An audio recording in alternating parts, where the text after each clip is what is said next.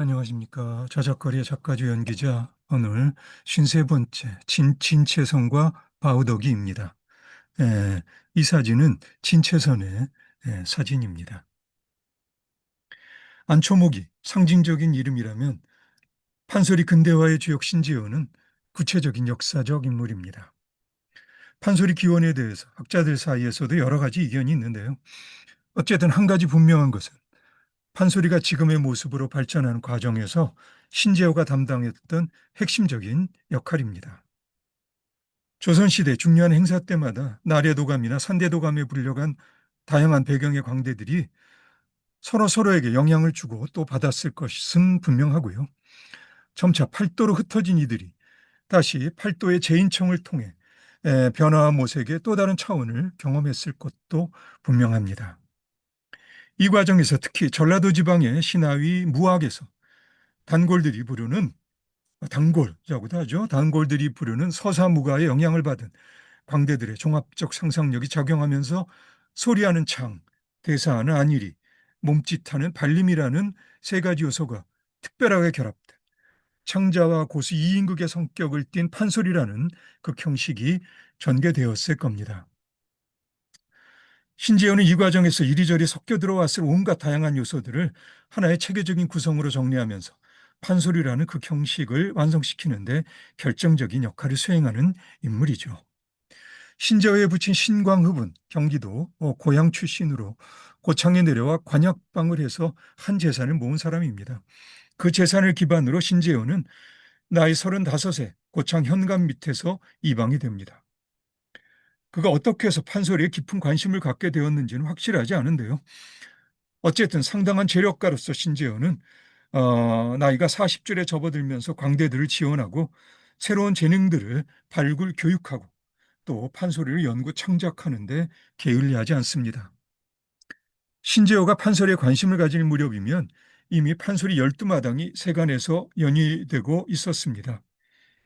앞에서도 언급한 송만제가 1843년 헌정 9년에 읊은 관우이에는 심청가, 춘향가, 흥보가 별주부전, 적벽가, 가루지기 타령, 배비장 타령, 장기 타령, 옹고집, 왈자 타령, 강릉매화전, 가짜 신선 타령 등이 거론됩니다. 숙종 이후 영정조 시대에 우춘대, 하은담, 최선달과 같은 명창들이 있었고요.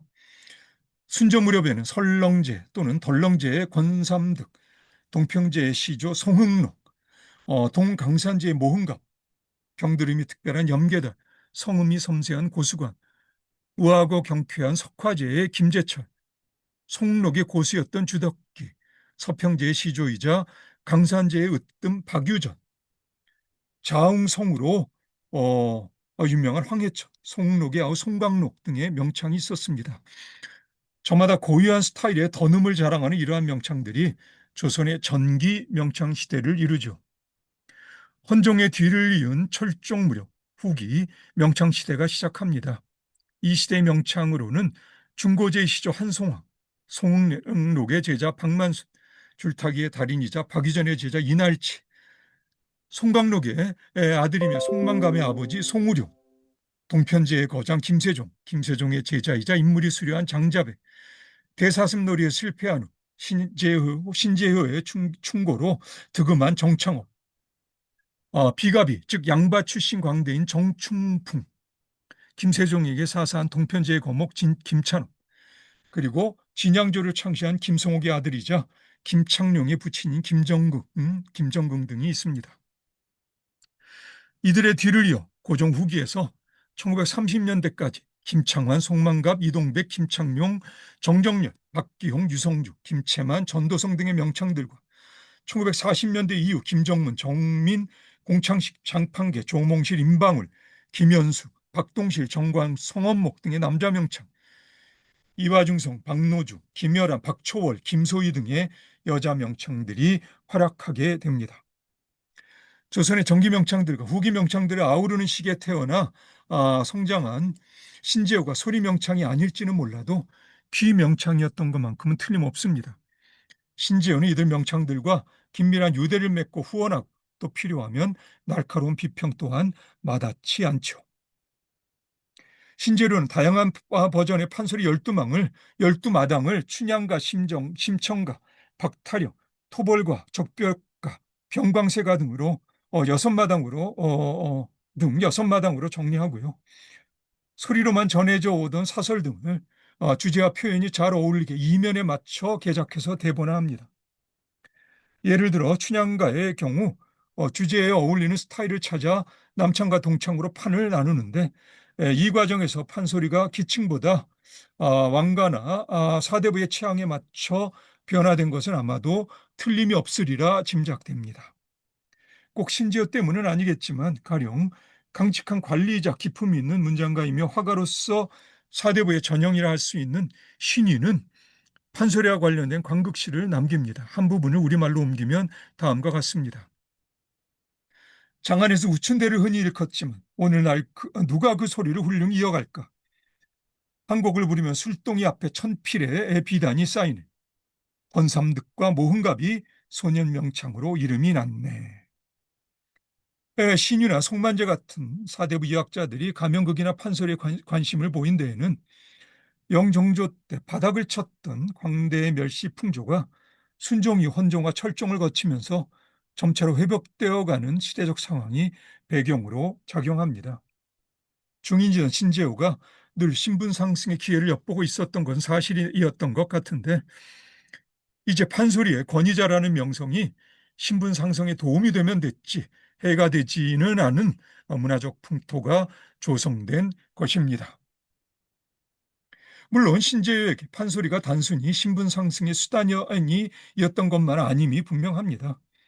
신재호 자신의 창작으로 널리 알려진 여러 편의 단가와 잡가들이 전해지고요. 특히 동편제와 서편제 사이에서 조화의 묘를 추구한 신재호가 직접 지어 부른 광대가라는 단가에는 하나의 예술 표현 형식으로서 판소리에 대한 신재호의 미학적 접근이 효과적으로 요약되어 있습니다. 광대리에서 판소리의 4대 법례라 칭해지는 핵심적인 부분은 다음과 같습니다. 광대 행세 어렵고 또 어렵다. 광대라 하는 것이 제1은 인물치레, 둘째는 사설치레, 그 직차, 득음유, 그 직차 너름세라. 너름세라 하는 것이 귀성기구, 맵십, 경각의 천태만상 위선귀 위기, 천편만화 자상의 풍욕을 구경하는 노선남녀 울기하고 웃게하는 이 귀성 이맵시가 어찌하여 어려움, 득음이라 하는 것은 오음을 분별하고 육유를 변화하여 오장에서 나는 소리 농락하여 자아낼지 그도 또한 어렵구나. 사설이라 하는 것은 정금력, 정금력 좋은 말로 분명하고 완연하게 색색이 금상천하 7번 한 장 미부인이 평풍 뒤에 나서는 듯 삼위와 밝은 달이 구름판에 나오는 듯 새는 뜨고 웃게 하기 대단히 어렵구나.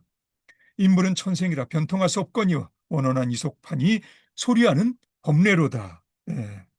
이렇게 광대가에서 신재호가 강조하고 있는 외모대사 소리 움직임 등과 관련된 일종의 전문 교육기관이 고창 신재호의 집 주변에 위치하고 있었음은 남아있는 몇몇 기록에서 확인되는데요.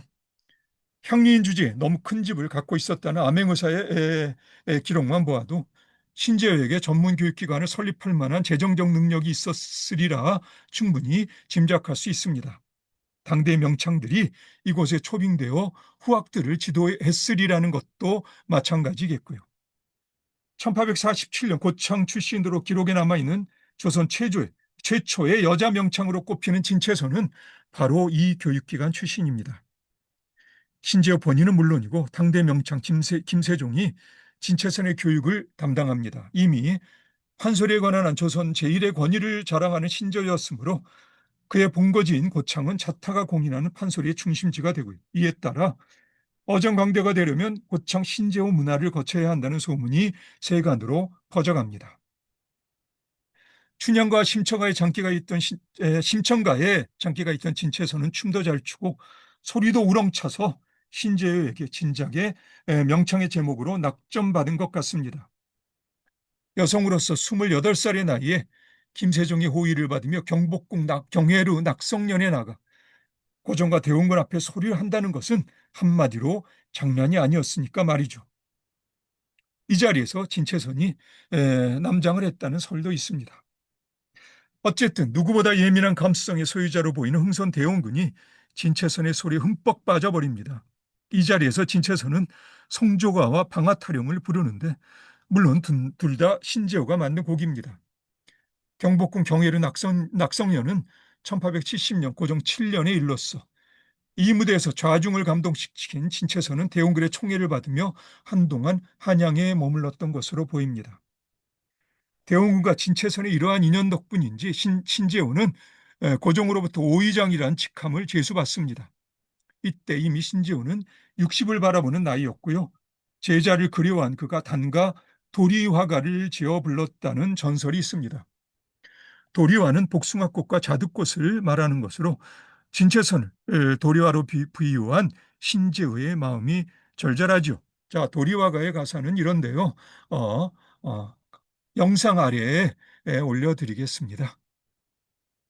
신재호가 말년에 병이 들자 고창으로 내려온 진채선은 정성으로 스승의 병수발을 들다가 스승이 세상을 떠나자 암자로 들어갔다고 합니다. 사실 진채선에 대해 남아있는 기록은 이와 같은 몇 줄의 문장이 전부이지만 이제 판소리 역사에서 진채선, 허금파, 강소춘 등으로 이어지는 여자 명창시대의 막이 오릅니다.